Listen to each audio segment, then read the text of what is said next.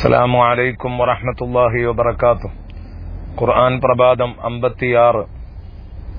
അൽഹംദുലില്ലാഹി റബ്ബിൽ ആലമീൻ വസ്സലാത്തു വസ്സലാമു അലാ റസൂലിഹിൽ അമീൻ വഅലാ ആലിഹി വസ്വഹ്ബിഹി അജ്മഈൻ. ബിസ്മില്ലാഹിർ റഹ്മാനിർ റഹീം.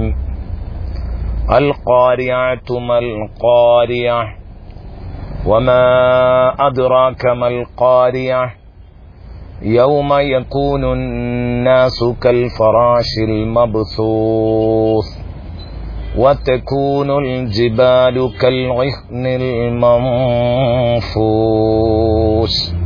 صدق الله مولانا العظيم وصدق وبلغ رسوله النبي الكريم ونحن على ذلك من الشاهدين الشاكرين والحمد لله رب العالمين. പ്രിയപ്പെട്ട കൂട്ടുകാരെ, സൂറത്തുൽ ഖാരിഅയുടെ ചർച്ച തുടരുകയാണ് നാം. അൽ ഖാരിഅതു മൽ ഖാരിഅ, ആ മഹാവിപത്ത്, സർവഹൃദയങ്ങളെയും വന്നിടിക്കുന്ന, എല്ലാ മനുഷ്യരും ജന്തുജാലങ്ങളും തിരിച്ചറിയുന്ന ആ മഹാവിപത്ത് മൽ ഖാരിഅ, ആ വിപത്ത് എന്താണ്? വമാ അദ്റാക മൽ ഖാരിഅ, ആ വിപത്ത് എന്താണ്? അതിന്റെ നേരായ ചിത്രം, യഥാർത്ഥ ചിത്രം എന്ന് നബിയെ തങ്ങൾക്കറിയുമോ? മുമ്പ് നാം പറഞ്ഞിട്ടുണ്ട്, വമാ അദ്റാക എന്ന് പറഞ്ഞുകൊണ്ട് ചോദിക്കുന്ന ഒരു കാര്യം, അതിന്റെ യാഥാർത്ഥ്യം, അതിന്റെ റിയാലിറ്റി മനുഷ്യർക്ക് ഉൾക്കൊള്ളാൻ പറ്റാവുന്നതിന്റെ അപ്പുറത്തായിരിക്കും എന്ന്. എന്നാലും അള്ളാഹു ഒരു സാമ്പിള് പറയും.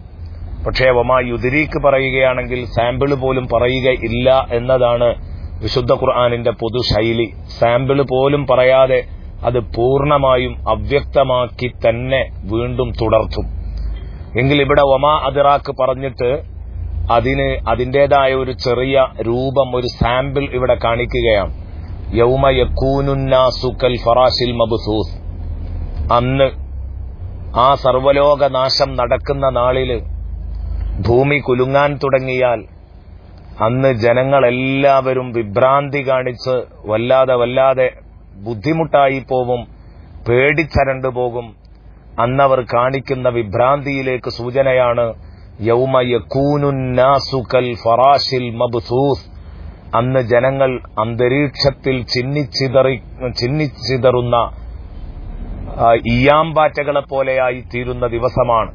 എന്ന് പറഞ്ഞാൽ ഇന്നലെ നാം ഉണർത്തിയതുപോലെ ഈയാമ്പാറ്റകളുടെ സഞ്ചാരത്തിന് കൃത്യമായ ഒരു രൂപവും ശൈലിയും ഉണ്ടാവില്ല. അത് അലക്ഷ്യമായി അങ്ങോട്ട് പോകും, ഇങ്ങോട്ട് തന്നെ വരും, ഇവിടെ നിന്ന് അങ്ങോട്ട് തന്നെ പോകും. അങ്ങനെ തീക്കുണ്ടത്തിന് ചുറ്റും അവ വട്ടം കറങ്ങിക്കൊണ്ടിരിക്കും. എന്നതുപോലെ ഈ ഭൂഗോളത്തിൽ എങ്ങോട്ടാ പോകുന്നതെന്നറിയില്ല, എങ്ങോട്ടാ വരുന്നതെന്നറിയില്ല. പോക്കും വരവുമൊന്നും ലക്ഷ്യപൂർവമാവില്ല, മറിച്ച് അലക്ഷ്യമായിട്ട് ആയിത്തീരുന്ന ഒരു ദിവസം. കാരണം മനസ്സ് ബേജാറിലാണ്. യൗമ യകൂനുന്നാസു കൽ ഫറാശിൽ മബ്സൂസ്, ആകെ പരക്കം പായുന്ന ഒരു നാൾ, ഒരെത്തും പിടിയുമില്ലാതെ. വതകൂനുൽ ജിബാലു കൽ ഇഹ്നിൽ മൻഫൂസ്, അതെ, ഇന്ന് ഈ ഭൂമി എന്ന് പറയുന്ന ഈ മൺഗോളം എല്ലാ അർത്ഥത്തിലും പർവ്വതങ്ങളാകുന്ന ആണികളിൽ സുഭദ്രമാണ് ഈ ഭൂഗോളം. എങ്കിൽ ഈ ആണികൾ ഇങ്ങ് തട്ടിപ്പറിച്ച് അത് ഇടിച്ച് പൊടിച്ച് തരിപ്പണമാക്കി അന്തരീക്ഷത്തില് കടഞ്ഞെടുത്ത പരുത്തി പോലെ പറക്കുന്ന ദിവസം. വതകൂനുൽ ജിബാലു കൽ ഇഹ്നിൽ മൻഫൂസ്, കടഞ്ഞെടുത്ത പരുത്തി കണക്കെ അന്തരീക്ഷത്തിലൂടെ പർവ്വതങ്ങൾ പറക്കുന്ന നാളാണത് എന്ന് പറയുമ്പോൾ എത്രയായിരിക്കും അതിന്റെ ഗൗരവം? ഒരു മരത്തിന്റെ മേശ അല്ലെങ്കിൽ ഒരു മരത്തിന്റെ കസേര, അതിലെ ആണികൾ ഇങ്ങോട്ട് തട്ടിപ്പറിച്ചെടുത്താൽ, ഇളക്കിയെടുത്താൽ പിന്നീട് അതിന്റെ പലകകൾ തമ്മിൽ ചേർന്നു നിൽക്കില്ല. അതിന്റെ ആ പൊരുത്തം നഷ്ടപ്പെടും. പിന്നെ അത് അങ്ങോട്ടും ഇങ്ങോട്ടും ഇളകിക്കളിക്കും. അല്ല, 4 ഭാഗത്തേക്ക് 4 പലകകളും പോകുമെന്നറിയാം. എന്നതുപോലെയാണ് ഭൂമിയുടെ പല പാളികൾ. ആ പാളികൾ, ഗോളാകൃതിയിലുള്ള ഭൂമി പല പാളികളാൽ ഗോളാകൃതി പ്രാപിച്ചിരിക്കുകയാണ്. എന്നാൽ ഈ പാളികൾ പരസ്പരം ബന്ധിപ്പിക്കുന്നതിനുള്ള ആപ്പുകളാണ്, പൂളുകളാണ്, ആണികളാണ് പർവ്വതങ്ങൾ എന്ന് തിരിച്ചറിയുമ്പോൾ ആ പർവ്വതം നശിക്കുമ്പോഴുണ്ടാവുന്ന ഭയാനകത നമുക്ക് ഉൾക്കൊള്ളാവുന്നതേ ഉള്ളൂ. അതുകൊണ്ടാണ് അൽ ഖാരിഅതു മൽ ഖാരിഅതു വമാ അദ്റാക മൽ ഖാരിഅ എന്ന് പറഞ്ഞ് ആ ദിവസത്തിന്റെ ഭയാനകത എടുത്തു കാണിക്കാൻ പറ്റാവുന്ന വിധം അള്ളാഹു എടുത്തു കാണിച്ചത്. ഇതിന്റെ ഗൗരവം ഒന്നും കൂടെ വിശദമായി അള്ളാഹു പഠിപ്പിക്കുന്നുണ്ട് സൂറത്തുൽ ഹജ്ജിന്റെ 1-2 വചനങ്ങളിൽ. ഇന്ന സൽസലത സഅതി ശൈഉൻ അദീം, തീർച്ചയായും ഭൂമിയുടെ പ്രകമ്പനം, ഭൂമി കുലുങ്ങാൻ തുടങ്ങിയാൽ ഭൂമിക്കുലുക്കം എന്ന് പറയുന്നത് ശൈഉൻ അദീം, അത് സംഭവബഹുലമായ ഒരു വിഷയമാണ്. അതൊരു വല്ലാത്ത സംഭവമാണ്. ശൈഉൻ അദീം യൗമ തറൗനഹാ തദ്ഖലു കുല്ലു മുർളിഅത്തിൻ അമ്മാ അർളഅത്, ആ മഹാവിപത്തിനെ കാണുന്ന ദിവസം, നിങ്ങളതിനെ നേരിട്ട് മീറ്റ് ചെയ്യുന്ന ദിവസം.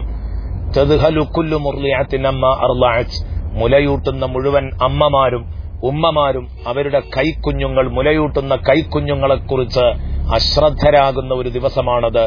വതളഉ കുല്ലു ദാതി ഹംലിൻ ഹംലഹാ, എല്ലാ ഗർഭിണികളും, അതിന് മാസം തികയണമെന്നില്ല, ഗർഭത്തിന്റെ വളർച്ച പൂർണ്ണത പ്രാപിക്കണമെന്നില്ല, എല്ലാ ഗർഭിണികളും, മാസമായവരും ആകാത്തവരുമൊക്കെ പ്രസവിക്കും.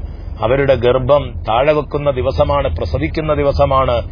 വതറന്നാസ സുക്കാറ, മൊത്തത്തിൽ ജനങ്ങളെ ലഹരി ബാധിച്ചവരെ പോലെ ലക്കും ലഗാനും ഇല്ലാത്തവരായി നബിയെ തങ്ങൾക്ക് കാണാം. വമാഹും ബി സുക്കാറ, സത്യത്തിൽ അവർ ലഹരി ബാധിച്ചവരല്ല, അവർ മദ്യപിച്ചിട്ടില്ല, മയക്കുമരുന്നുകൾ ഉപയോഗിച്ചിട്ടില്ല. പിന്നെ എന്താണ്? വലാകിന്ന അദാബല്ലാഹി ഷദീദ്, പക്ഷേ അള്ളാഹുവിന്റെ ശിക്ഷയുടെ കടുപ്പം കൊണ്ട് തന്നെ അവർ നെട്ടോട്ടമോടുകയാണ്, പരക്കം പായുകയാണ്.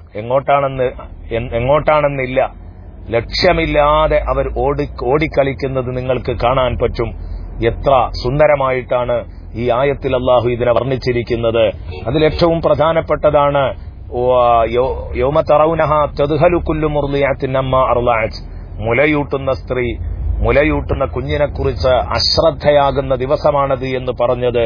കാരണം ജീവൻ പണയം വെച്ചും തന്റെ കുഞ്ഞിനെ രക്ഷിക്കുന്ന ഉമ്മ, നരിയുടെ, സിംഹത്തിന്റെ, പുലിയുടെ വായിലകപ്പെട്ട കുഞ്ഞിനെ വേണമെങ്കിൽ അവരുടെ, ആ പുലിയുടെ, സിംഹത്തിന്റെ വായിൽ ചെന്ന് വാങ്ങിക്കൊണ്ടുവരാൻ മാത്രം ധൈര്യം കാണിക്കാൻ സ്നേഹം തുളുമ്പുന്ന ഉമ്മ, ആ ഉമ്മയാണ് ഈ കുഞ്ഞിനെ ശ്രദ്ധിക്കില്ല എന്ന് പറയുന്നത്. ഇത് പറയുമ്പോൾ എനിക്ക് ഓർമ്മ വരുന്നത് ഒരു ഗ്രാമീണ കൂട്ടുകാരിയുടെ ഒരു കഥയാണ്. അതൊരു സംഭവ കഥയാണ്.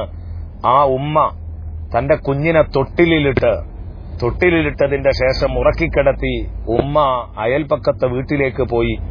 ആ കുഞ്ഞ്, 1 വയസ്സ് പ്രായമുള്ള കുഞ്ഞിനെ തൊട്ടിലിട്ട് പോയപ്പോൾ അതിന്റെ തൊട്ടുമുകളിലുള്ള കുഞ്ഞ്, 3 വയസ്സുള്ള കുഞ്ഞ്, വെറുതെ ആ കുഞ്ഞിനെ ഒന്ന് കണ്ട് ആനന്ദിക്കാൻ തൊട്ടിൽ കയർ ചെന്ന് വിടർത്തി നോക്കുമ്പോൾ തൊട്ടിൽ കയർ ഇളകുന്നത് പോലെ തോന്നി. മുകളിലേക്ക് നോക്കിയപ്പം അതാ തൊട്ടിൽ കയറിലൂടെ ഒരു സർപ്പം ഇറങ്ങി വരുന്നു. വീടിന്റെ മേൽക്കൂര, മരങ്ങളെ കൊണ്ടുള്ള കൂട്ടുകളെ കൊണ്ട് മേൽക്കൂര നിർമ്മിച്ചിരുന്ന കാലം, ആ മേൽക്കൂരയിൽ നിന്നൊരു പാമ്പ് തൊട്ടിൽ കയറിയിലൂടെ ചുറ്റിപ്പിടിച്ച് ഇറങ്ങി വരികയാണ്. ഇത് കണ്ട കുഞ്ഞ് നിലവിളിച്ചോടി മുറ്റത്തേക്കിറങ്ങി. പറഞ്ഞപ്പോൾ വാപ്പ വിളിച്ചു വരുത്തിയ അയൽപക്കത്തെ കൂട്ടുകാരുമൊക്കെ തീരുമാനിക്കുകയാണ്, എങ്ങനെ നമുക്ക് രക്ഷിക്കാൻ കഴിയും. ചൂടുള്ള ചർച്ച നടക്കുന്നു. കുഞ്ഞിനും കുഴപ്പം പറ്റരുത്, നമുക്കും കുഴപ്പം പറ്റരുത്, എങ്ങനെ രക്ഷിക്കാനാവും? തൊട്ടിൽ കയറിലാണ് പാമ്പുള്ളത്, എന്ത് ചെയ്യും എന്നാലോചിക്കുമ്പോഴാണ് ഉമ്മ വരുന്നത്. ഉമ്മയോട്, വാപ്പ എവിടെയാ നീ കുട്ടിയെ ഇട്ടിരുന്നത്? തൊട്ടിൽ കയറിൽ പാമ്പുണ്ടെന്ന് പറയേണ്ട താമസം. ആ ഉമ്മ ഉള്ളിലേക്ക് ഓടിക്കയറി. ആർക്കും തടുക്കാൻ കഴിഞ്ഞില്ല.